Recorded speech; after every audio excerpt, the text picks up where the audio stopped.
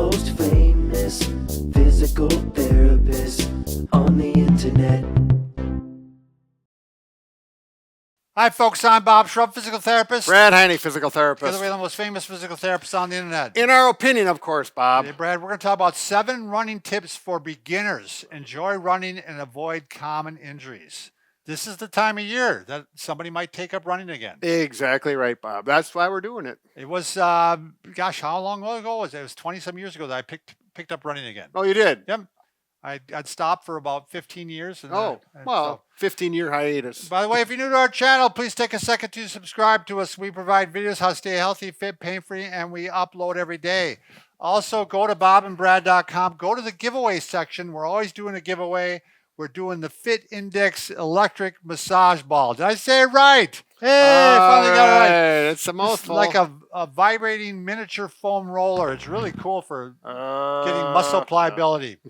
Also, you can find it on Facebook.com, Bob and Brad on Facebook. It'll be pinned to the top of the page. Go to Twitter or Instagram or TikTok, and you'll find a 60-second version of Bob and Brad. Take it away, Brad. All right. Bob and I have both been running for years and both enjoy running. And anytime someone is interested, we're ready to bring him into the group because there's a lot of benefits to running. Come into the family. Right, exactly. Yeah. Or, stay out there, but whatever, enjoy it. It's fun to enjoy and stay healthy. Some of the benefits are, one, you can reduce some weight, go out and burn some calories. Sure. At the same time, reduce stress. I think as an adult, that's probably more of why I do it. Not that anything. It's a large part of it. Yeah. It is probably the #1 stress reducer in my life. Yeah. When we had Adrian Lowe on, the pain Yes. management, he said that, I don't remember the exact details, but he said that running, like, you get the runner's high. You get the runner's high. Right. It was like taking how many milligrams of morphine. Yeah. I mean, it's all natural. Yeah, it's all natural. All from the pituitary gland, and you can get that runner's high.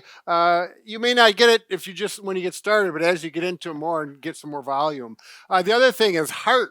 It's going to improve your heart condition, cardiovascular, blood pressure. My blood pressure clearly went down. Right. I was at borderline high blood pressure. I did not want to take medication, and I started running.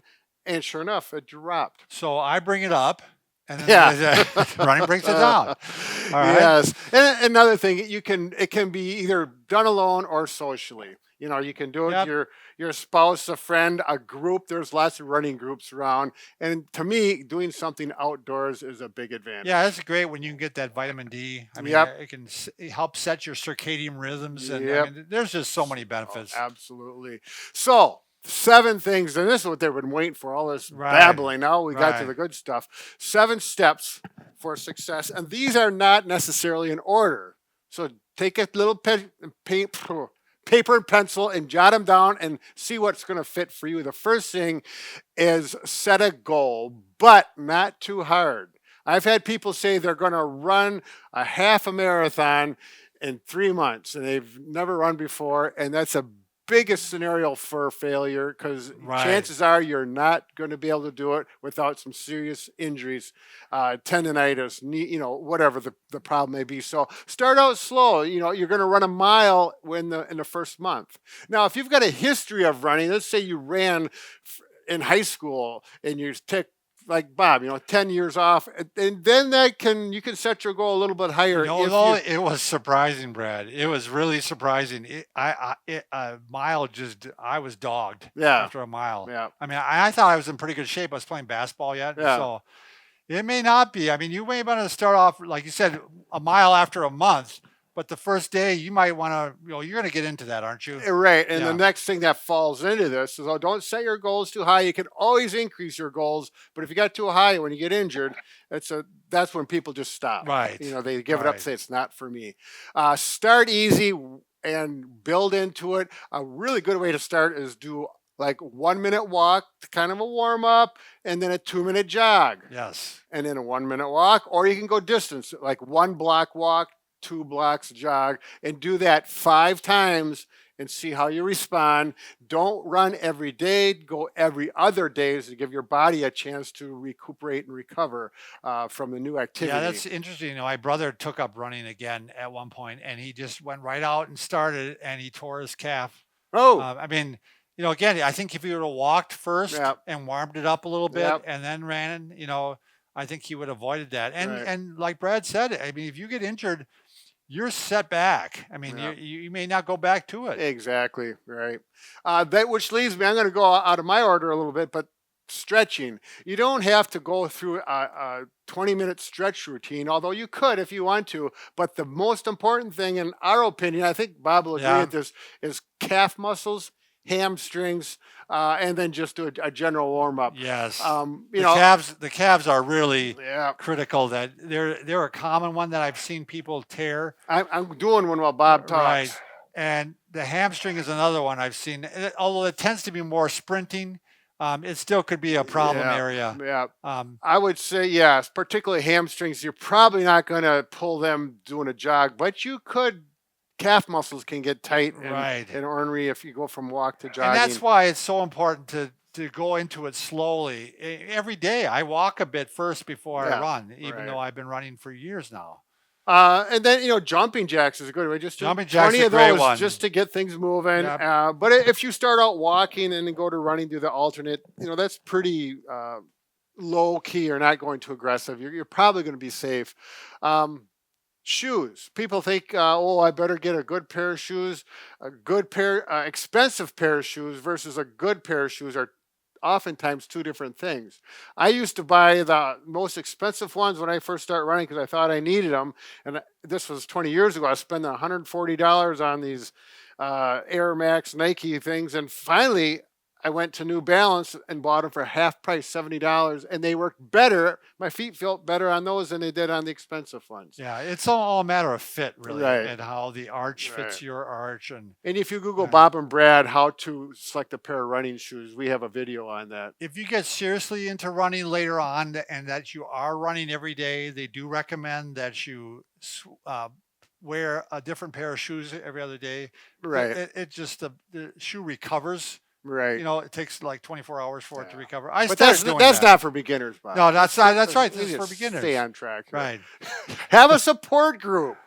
Family members, friends that are going to say, you can do it. Get out there, and run. And as opposed to, why do you want to go run and bang up your knee joints? You're going to need knee replacement. Yeah, right. So make sure you stay away positive from those people. You want positive people. One thing that works good for me is have a buddy.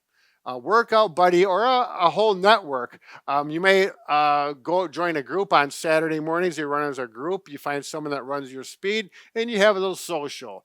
I personally have one buddy that every Saturday morning we do our exercise together and kind of keep up with how our workouts have been going throughout the week, and if we learned anything new, or sometimes we just talk about sports or. I found how important that was when I was in college. I did weightlifting, and some days you just wouldn't feel like it, but then your friends would come by, come on, let's go. And it's like, you always went. Yep.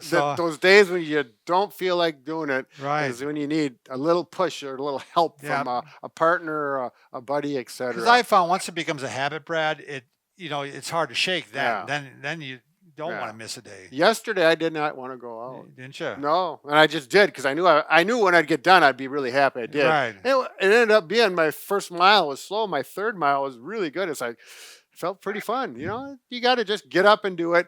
Next, this is really important, is learn how to run relaxed. Yeah. One of my first things when I was cross-country runner in 8th grade or 9th grade, our coach said, don't run with tight fists. Right. He said, let your fingers just touch. And that made such a difference because I used to run with fists, Sure. and my jaws were tight and my fists were tight and I was running really fast and really hard. And a half mile later, I'd just be exhausted. It's expending energy that you don't need to. Oh, you're so inefficient. So relax the arms, relax the jaw muscles, the face, let everything relax, and just allow yourself to run. The other thing I mentioned, Brad, it's really important your posture. Oh yeah. If you're running in poor posture, the diaphragm can't work like it should, and it can't take in air like it should. Right. I've seen people get better just by, because I used to work with the cross country team, Sure. just by improving their posture, their times got better. Oh yeah, oxygen in, carbon dioxide Yeah. out. That whole system is much better with good posture. So now here's another one, Bob. Do not get into this trap. Do not compare yourself to anybody else. Right. You're out there for your reasons. You're out there to get better. Yeah. All these benefits we talked about. I didn't mention one thing about going to a race and getting first place at a race, because if you have that attitude, if you're a really competitive person, you got to set that off to the side. You know, after a couple of years, maybe you can get into it. But when you're starting out, just enjoy it. And also, don't increase your speed or your volume too much too soon. That can also either injury or psychologically burn you out. So just enjoy the activity. Yep. Yeah, it's just that when you're not, you got to think about that. You're beating all the people who are still on the couch. You know what I mean? Exactly right. Which is about 90% of the population. Right. So you're doing so much better than the people that aren't out there at all. Right. So that's if you want to compare yourself to them. Yeah, that's the only alternative. So there's 7 steps. You know, by now you have written them all down. Take a look at them, sleep on it overnight, get up in the morning, and get your warm up in. Go to it. Go for a nice, easy run. Thanks everybody for watching. Enjoy.